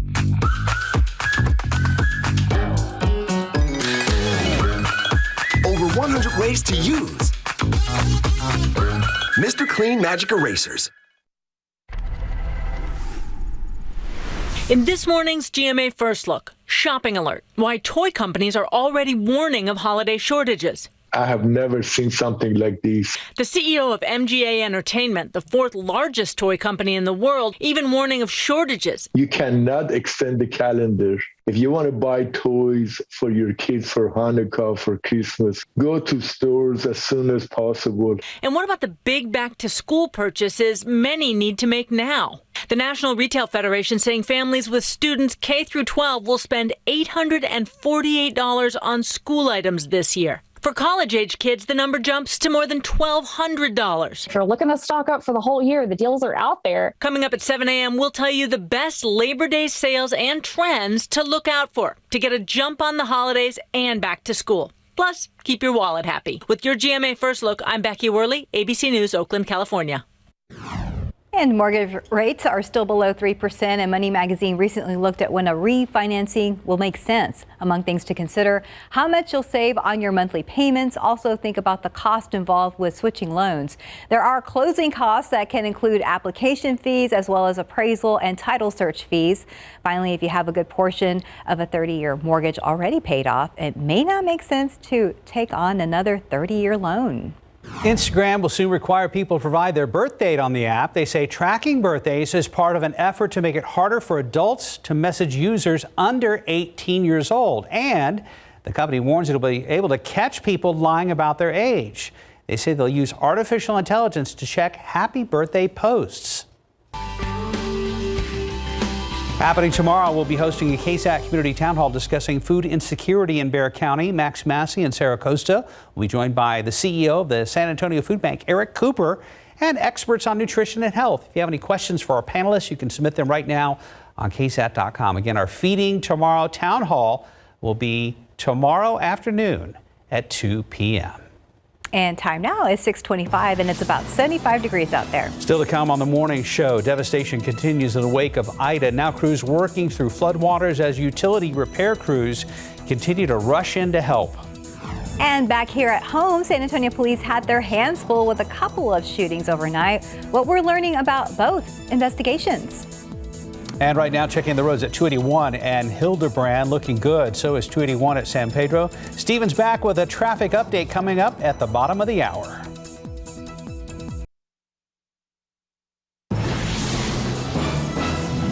A late-night trip to this convenience store has led to a trip to a hospital for one man. Good morning, I'm Katrina Weber. Police tell us that man was shot as soon as he walked out of this building. I'll have that story coming up. 2 people are dead this morning and several others hurt in Mississippi after a bridge collapses in the aftermath of Hurricane Ida. We're going to have the very latest. And here at home outside with live cam, just a hint of a sunrise out there. Mid-70s at the airport. That feels kind of nice. Good morning, everybody. Last day of the month. It is Tuesday, the 31st. Happy Tuesday. Thanks for joining us. Hope you had a great Monday yesterday, and maybe you saw rain or maybe you didn't. So our question from Mike earlier this morning was, does this trend end with the month or continue into September? It's going to continue into September. Hot temperatures, a little bit above normal, and will continue to warm up going in toward the unofficial end of summer this weekend. And yeah, we'll see a couple of showers, a couple of thunderstorms. We're starting off almost identical to what it was yesterday. We've got a lot of clear skies. It's going to be a good looking sunrise. 76 degrees right now, and the dew point is down just a skosh, just a couple of notches compared to yesterday, but that makes it that much more pleasant when you step outside. Not like it's bone dry air, but it is a bit more tolerable. Light wind out of the southwest at 3 miles per hour. Mold moderate. Ragweed, pigweed are both on the low side. The updated pollen count, allergen count is going to be coming out in just about maybe an hour or so. So not too humid this morning, or not overly humid, I should say. And later on today, 1 or 2 of those scattered storms out there. Most of us won't see rain, but just about all of us are going to be seeing mid-90s, and it's going to feel like it's up into the low hundreds for the heat index when you factor in that humidity, even though it does come down somewhat. Mid-90s the rest of the week, or mid to upper 90s. A couple of thunderstorms, and this weekend, long Labor Day weekend, overall sunny and hot. Unofficial end of summer is not going to be ending Details coming up in just a couple of minutes. Traffic Authority and Stephen Cavazos, what's the latest, sir? Yeah, I picked the worst time to move, Mike, this weekend. Sunny and hot. So, yeah, I'll have the sunblock and water handy.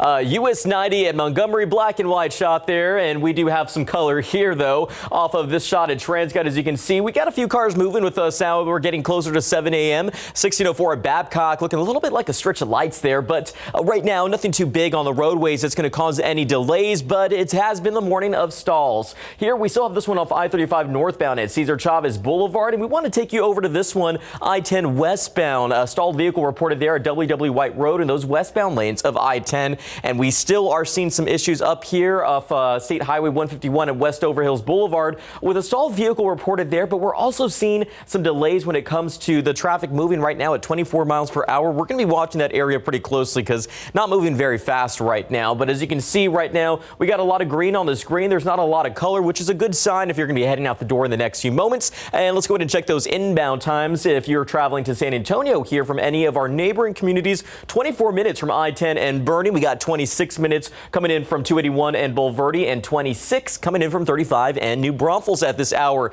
Let's take one last look at TransGuide 281 at San Pedro, getting a little bit busier now on the roadways. Just be sure to check those vehicles before you hit the roads. Mark, Steph. Thank you, Stephen.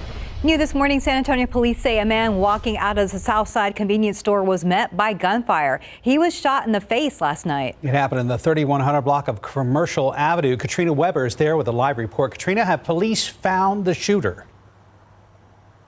Not as far as we know, but they do say they know who he is and have some ideas where he might be. That information came from witnesses who were here after 11:30 last night when that shooting happened. Police say they told them that the victim, who's in his 40s, had just walked out of the store when he was shot. They say the shooter got out of the passenger side of a white Volkswagen Jetta, walked up to the victim and pulled the trigger. The car then took off. The victim was taken to a hospital by ambulance, and police told us he was in critical condition. And again, police say that the witnesses were able to tell them the name of the shooter. It seems it's now a matter of just trying to track him down. Reporting live on the South Side, Katrina Weber, KSAT 12 News. Thank you, Katrina. Also new this morning, San Antonio police left with a lot of questions following a shooting on the east side. Happened just after midnight in the 500 block of Gimbler near the AT&T Center. That's where officers say they found a man shot in the back. He was taken to BAMC and is expected to be okay, but didn't give officers any information about the shooting that happened. So far, no arrests have been made. A former Bexar County deputy is now in custody accused of lying on his report. So this is 51-year-old Joel Chavez. The Bexar County Sheriff's Office says the case is regarding a traffic stop back in 2019 when Chavez claimed to see a controlled substance in plain view. The driver had camera footage from inside his vehicle that contradicted Chavez's report. Investigators say an illegal search of that vehicle was conducted. Chavez is charged with official oppression. America's longest war is over. The last U.S. service members have left Afghanistan. But not everyone who wanted to get out made it. ABC's Andrea Fujii has more from New York. After 20 years in Afghanistan, this is the last U.S. soldier to leave the country. Army Major General Chris Donahue, seen in a night vision photo boarding the last military flight out of Kabul, just 1 minute prior to the August 31st deadline, with officials confirming all American ground troops are now out of the country. The Taliban celebrating their return to power, shooting into the air, and symbolically walked across the runway at the airport. But the State Department says about 100 to 200 Americans were not able to evacuate, people who wanted to leave but couldn't get to the airport. Look, there's a lot of heartbreak associated with this departure. We did not get everybody out that we wanted to get out. Overall, U.S. and coalition aircraft evacuated more than 123,000 people in 2 weeks, including 5,500 Americans. But General McKenzie said in the 5 final flights that took off, no Americans made it on board. President Biden telling ABC's George Stephanopoulos 2 weeks ago, no Americans would be left behind. If there's American citizens left, we're going to stay till we get them all out. The president will address the country today on his decision not to extend the U.S. military's presence in Afghanistan. Secretary of State Anthony Blinken saying the U.S. will engage with the Taliban following the withdrawal. Any legitimacy and any support will have to be earned. The Taliban can do that, by meeting commitments and obligations. The focus also turning to the billions of dollars of operational hardware the U.S. military and Afghan forces left behind. Worry now as to what the Taliban will do with such an arsenal. Ambassador John Bass, the former U.S. ambassador to Afghanistan, will lead the ongoing efforts to continue to get Americans and Afghans out of the country. But officials warn it will not be easy. Andrea Fuji, ABC News, New York. And turning now to the pandemic, more than 1,100 COVID-19 cases continue to pop up daily, according to the 7-day average in Bexar County. 11 new COVID-related deaths are also included in that latest report. In our hospitals this morning, 1,298 COVID patients are being treated in Bexar County. We're seeing a gradual decline in patients. Back on August 23rd, there were just over 1,400 patients listed in area hospitals. We are seeing new vaccine data amid rising cases across the country with more than 155,000 a day. That's an average day of new COVID cases. Doctors say hospitals are filling up and the vast majority who end up dying are unvaccinated. Even though Pfizer's vaccine has full FDA approval for people 16 and up, and Monday it got the CDC's recommendation. So according to a CDC doctor who briefed its vaccine advisory board, unpublished CDC data through July shows vaccine effectiveness against hospitalization remains at 94% in adults 18 to 74. Now experts are discussing third doses and boosters, but about 80 million Americans who are eligible still haven't gotten that first dose. It's even harder when it's your friends. I have a patient now that's the father of one of my son's classmates, and he's not expected to make it. He was not vaccinated. And if you look at the map of COVID-19 transmission in the U.S. right now, it is almost completely bright red, meaning just about every person in the country is living with an area of high transmission.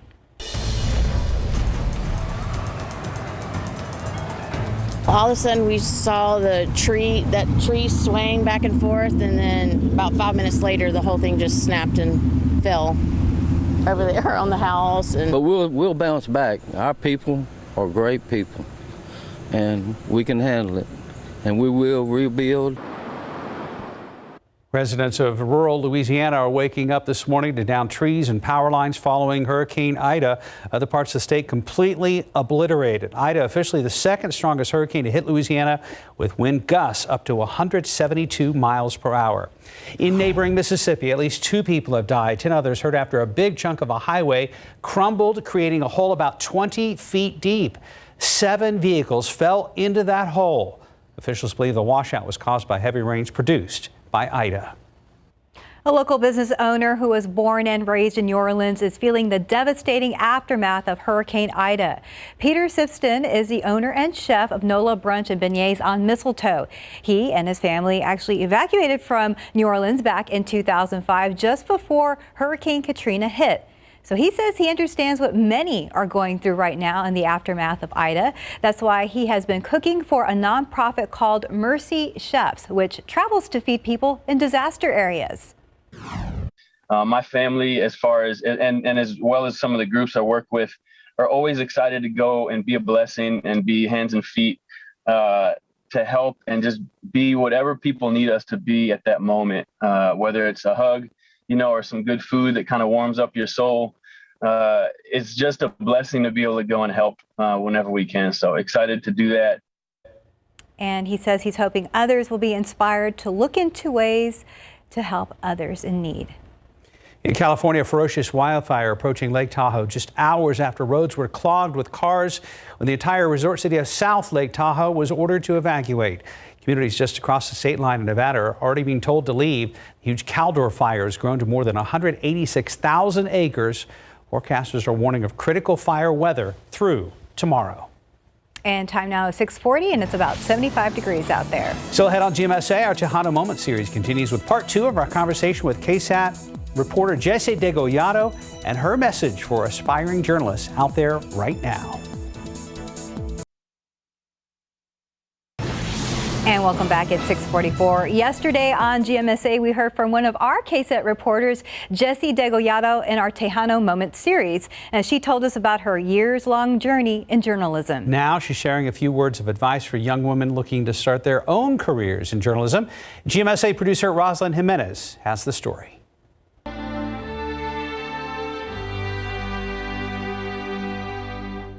After spending much of her life in journalism, one of KSAT's veteran reporters, Jessie Degollado, shared what it was like being a woman when she first started. 20, 30 years ago when I started, it was a very much male-dominated world. Since then, she says a lot has changed, including the role Latinas and women in general play in the newsroom. Now we have women who are in charge, making decisions, and helping running the show. When it comes to young women wanting to pursue a career in journalism, Jessie has a few words of advice. First, ask yourself, why do I want to do this? How much do I want to do this? Is it something that I'm willing to commit to? She says those are the most important questions you need to ask yourself because this business can be very demanding. Also, sometimes relationships and families can suffer because they don't understand what we do, and sometimes it takes 24 hours a day. So be ready for anything. Just know that you really do have it in you. If you want it bad enough, you do have it in you, and it will come out. Rosalind Jimenez, KSAT 12 News. If you didn't catch the first part of this segment, you can watch it right now on KSAT.com. Just look for Tejano Moments on the main menu tab. And later on GMSA at 9, both Jessie and producer Rosalind will join us for a debrief about the latest series. Let's get a debrief on traffic. Stephen, how's it looking? Hey guys, good morning. Well, things are shaping up to be pretty nice. You know, a few of those stalls that we did have since cleared out. Let's go ahead and jump to TransGuide here. As you can see, I-10 at De Zavala, a little bit busy there off 1604 at Hausman. Right now, the morning's just getting started, so we're not seeing many big issues out there at this hour. So let's go ahead and bring you to one stall that's still kind of staying on our radar here of State Highway 151 at Westover Hills Boulevard. While that stall it doesn't look like it's still there on the TxDOT website, what we're seeing is a lot of this buildup there off State Highway 151, 39 miles per hour where traffic's moving at this hour. No crashes detected in that area just yet, but we're going to be watching it pretty closely as the morning shapes up. A few of those stalls, as we mentioned, have cleared out of the system. The one off 35 at Cesar Chavez still left over there, but again, check the TxDOT website. Doesn't appear there any longer. And one last reminder there for construction, mark your calendars because this is still going to be ongoing. Some signage installation will lead to alternating northbound main lane closures off Loop 1604 to Stone Oak Parkway and TPC Parkway. That's going on from Monday. It's been happening since yesterday, but should wrap up on Friday, September 3rd, 9 in the evening to 5 in the morning. So again, mark those calendars. And for now, let's head over to Mike with the forecast. What's up? Thank you very much, sir. Here's a perfect example from yesterday. Woodlawn Lake didn't see any rain, but obviously a beautiful sunset. Yet, if you were at Woodlawn Lake looking right up to the north, you saw those, almost scary looking dark clouds that were dumping a whole bunch of rain up there around Leon Springs, 1604, 281 area. And then there were a couple of spots even over around Kirby, I should say. And then further up to the north, it got rain, but most of us didn't see anything. Beautiful start this morning. A little bit of some cloudiness off in the distance there. Plenty of sunshine. And as we go into the month of September, we start off, and even today, 94 and 73 are the normal average high temperatures right now.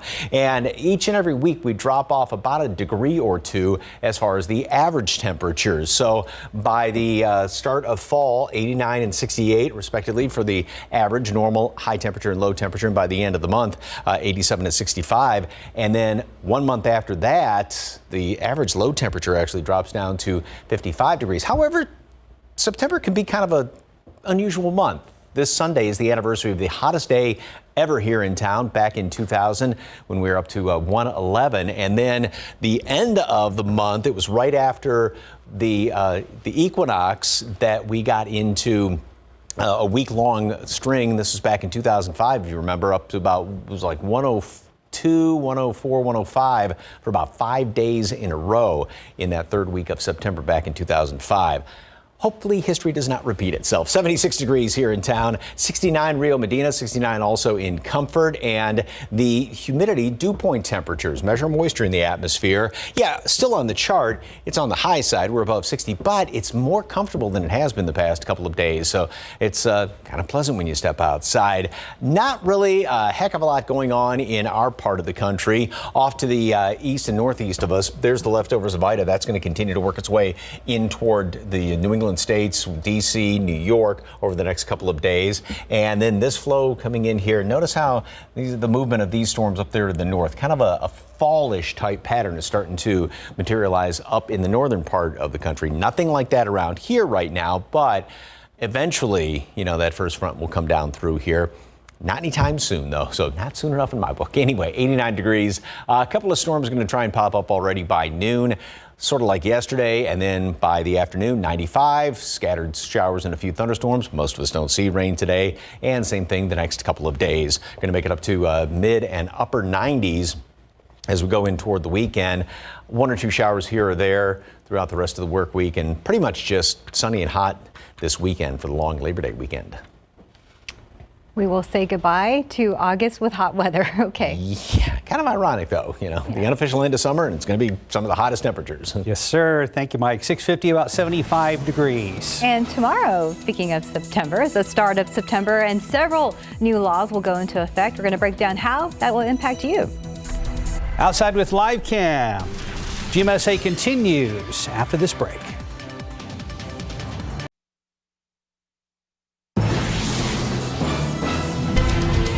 Good morning. Coming up here on GMA, the war in Afghanistan is over after 20 years, but still 100 Americans remain at least. So what happens to them now? We're going to get into that. And of course, behind me, more damage from Hurricane Ida, which is now still moving through the country, going to impact Tennessee today, eventually the Northeast.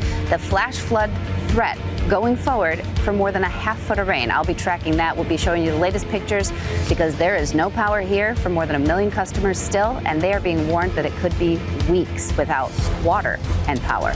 All that and much more coming up right here on GMA. An update to an Amber Alert issued earlier this morning. Authorities are looking for 2 missing children last seen in East Texas. The Cherokee County Sheriff's Office near Tyler is looking for 10-year-old Ashlyn Wells and 11-year-old Desmond Wells.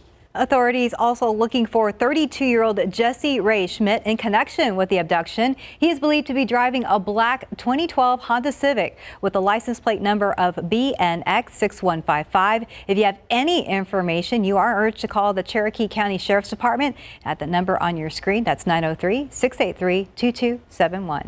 It's 5 minutes till 7. Go ahead and check in with Stephen Cavazos to see how the roads are looking at this hour. Pretty good right now, especially if you're going to be heading out the door in the next few moments. Let's take a look at TransGuide right now. You can see that we had a few more folks out there now that we're inching closer to 7 a.m. at this time. But let's go ahead and bring you to that stall that we talked about here off State Highway 151 at Westover Hills. You can see traffic is moving nice and smoothly there. And as we take a wider look and zoom out on the map here, we do have a slowdown there off 1604 northbound, and the same for Loop 410 northbound. Seeing some slowdowns right now. That could be some delays that we typically see with congestion, but right now we're going to be watching that closely. Inbound time's looking pretty good so far, Mike. Grab your sunglasses and, just know where the umbrella is. It's going to be a beautiful start this morning with that sunrise. 76 here in town, 77 Randolph, Canyon Lake at 79, and Bernie Stage 68 right now. 89 at noon. Couple of scattered showers, thunderstorms. Most of us won't see rain, sort of like the situation was yesterday, and that's going to be the case over the next couple of days. 1 or 2 showers, thunderstorms here and there. Temperatures are going to start to definitely heat up. It's going to be a hot weekend, the long Labor Day weekend. Unofficial end of summer is going to feel like summer. Well, then hopefully this week somebody will get some rain here somewhere before Labor Day weekend. My backyard. I know volunteers. Adios, August. All right. Have a great day, guys. We'll see you back here at 9.